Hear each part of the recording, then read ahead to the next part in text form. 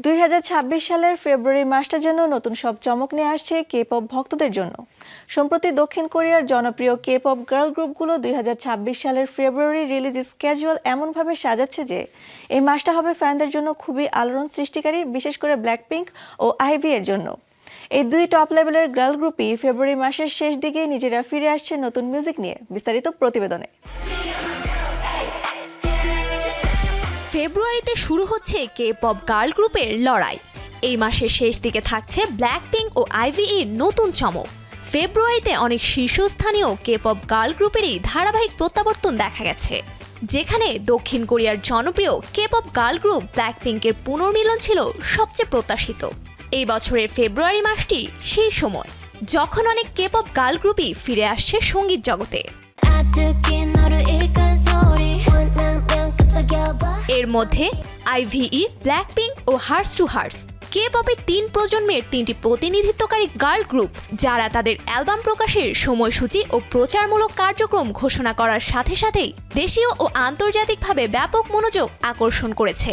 কে-পপের জন্য একটি প্রাণবন্ত মাস এই ফেব্রুয়ারি মাস।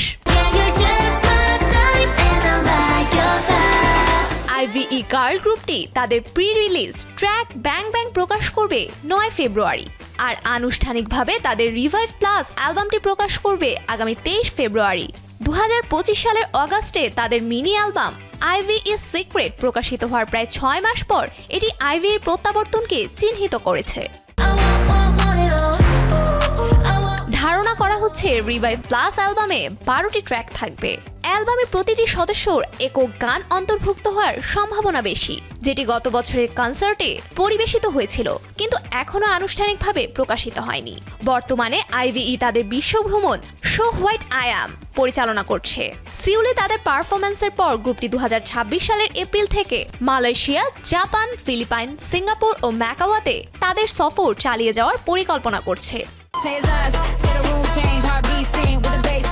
এদিকে ফেব্রুয়ারিতে ব্ল্যাকপিঙ্ক তাদের প্রত্যাবর্তনের বিষয়টি নিশ্চিত করেছে। তৃতীয় মিনি অ্যালবাম ডেডলাইন নিয়ে তারা ফিরছে আগামী 27 ফেব্রুয়ারি। এই অ্যালবামটি তাদের স্টুডিও অ্যালবাম বর্ন পিঙ্ক প্রকাশের প্রায় 3 বছর 5 মাস পর গ্রুপটির পুনর্মিলনকে চিহ্নিত করেছে। অন্যদিকে দুটি দীর্ঘস্থায়ী গার্ল গ্রুপ ছাড়াও 2025 সালের ফেব্রুয়ারিতে SM এন্টারটেইনমেন্টের অধীনে 8 সদস্য নতুন গার্ল গ্রুপ হিসেবে আত্মপ্রকাশ করে হার্স টু হার্স। একটি ডিজিটাল একক গানের মাধ্যমে নিজেদের প্রত্যাবর্তনের বিষয়টি নিশ্চিত করেছে তারা।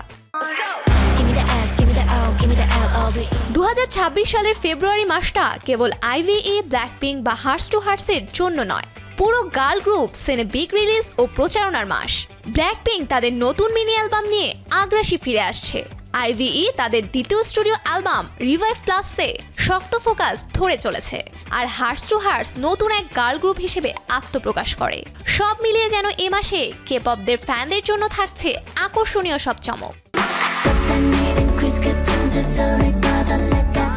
Safura Afrin, showbiz tonight.